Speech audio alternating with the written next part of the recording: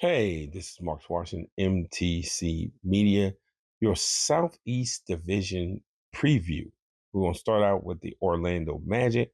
Give the Orlando Magic organization some credit. I mean, they went through a 4-year span, 4-season span, where they pushed themselves from 21 wins to 47 wins. Now, they had 41 last season, but now they are a constant talk in the playoffs. It's the next step thing with some of their young players to try to get them maybe consistently in a third or fourth position in the Eastern Conference.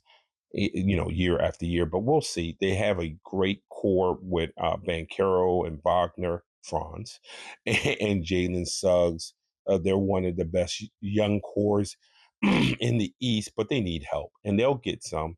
Um, Out is Caldwell Pope, Cole Anthony, and Gary Harris, and essentially they're being replaced by Desmond Bain and Tyus Jones.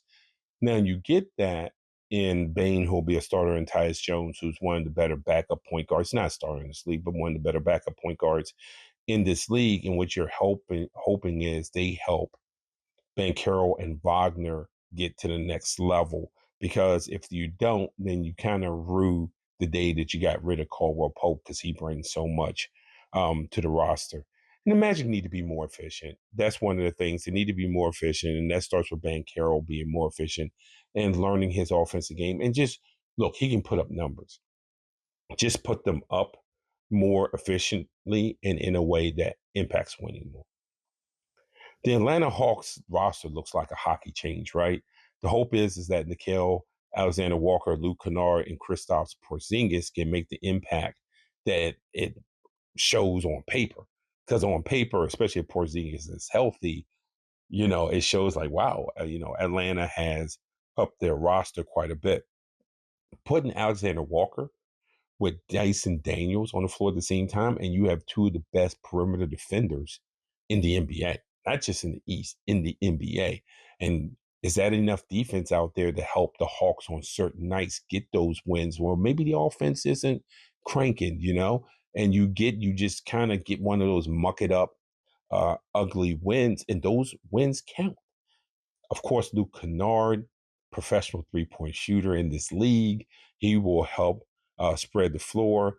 And to be honest with you, I don't understand why more teams that want to contend don't go after a player like Kennard.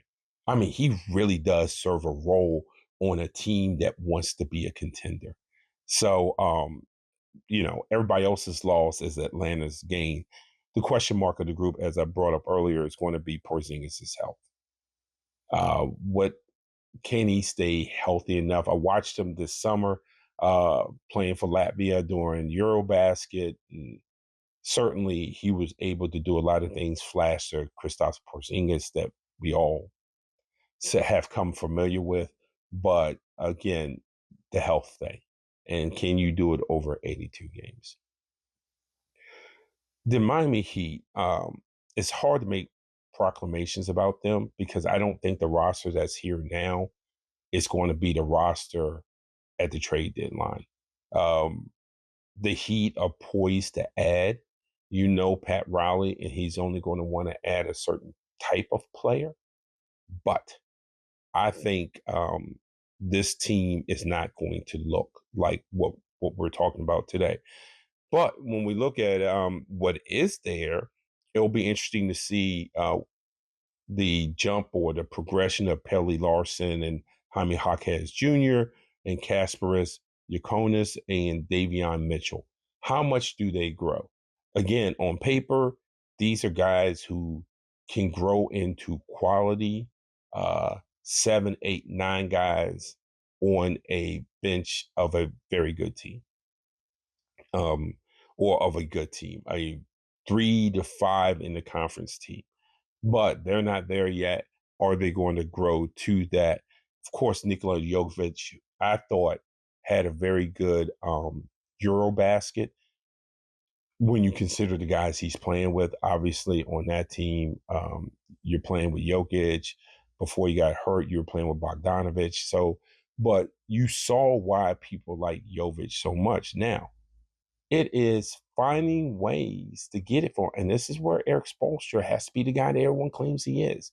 He has to find a way to start maximizing Jovic's his skill set, and we haven't seen it yet, not on a consistent basis, and that's on coaching. By the way, that's on coaching. The Heat brought in Norman Powell from the Clippers last year.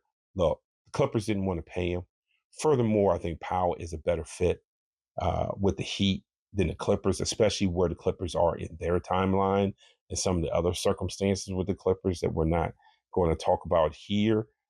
Powell should be better off in Miami. And of course, Khalil Ware continues to get better, better, better, better, better. He really got a good, I don't want to say steal, but they really got a good pick in Ware. And plus, they're built to be patient with players, and that's what Ware needed. Andrew Wiggins and Kyle Anderson will provide veteran minutes. Again, Wiggins is one of those ones. We'll see how long he's in a Heat uniform this season. Charlotte Hornets got two new majority owners, Gabe Plotkin and Rick Schnall, and you have seen they have immediately started getting into their plans in year two of what their vision of the organization is. And that is not going to be the same vision as Michael Jordan. Now, Michael Jordan is still a minority owner in the organization. He just doesn't have any say anymore. He sold that say, in a sense, to Plotkin and Schnall. But you can see it. The Hornets immediately want to get grown up in the room. You have Pat, they went out and got veterans like Pat Connaughton, Spencer Dinwiddie, Mason Plumlee, Colin Sexton, and they're going to surround LaMelo Ball and Brandon Miller with those guys. Ball needs to grow up. He needs veterans around him that can control the locker room a bit and kind of check him. And then, of course, the three draft picks, the mature age Ryan Kalkbrenner, along with Con Canoople and Liam McNeely. All three should contribute in different fashions, in different ways, with different level of impact this season.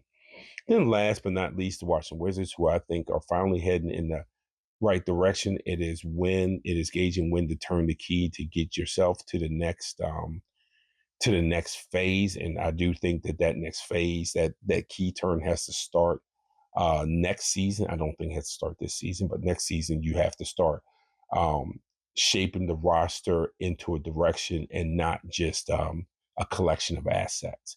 The collection of assets phase was necessary, by the way, but now you need to start to flip that. We need to start going in another direction. But boy, do they have a nice little core there. Chris Middleton and CJ McCollum are there, along with Marvin Bagley the third. Those three veteran leadership. All three of them also are tradable, but veteran leadership, and then of course the kind of the core of the youngins: Alex Sarr, Bob Carrington, Bilal Coulibaly, and Trey Johnson. So again, what to look out for the Wizards. Again, it's not time to turn the key yet, but certainly we're going to get close to that. My prediction order of finish: the Atlanta Hawks will win the division. Orlando will be second. Miami Heat will be third. Charlotte Hornets will be fourth. And the Washington Wizards will be fifth. It's Marcus Washington, MTC Media.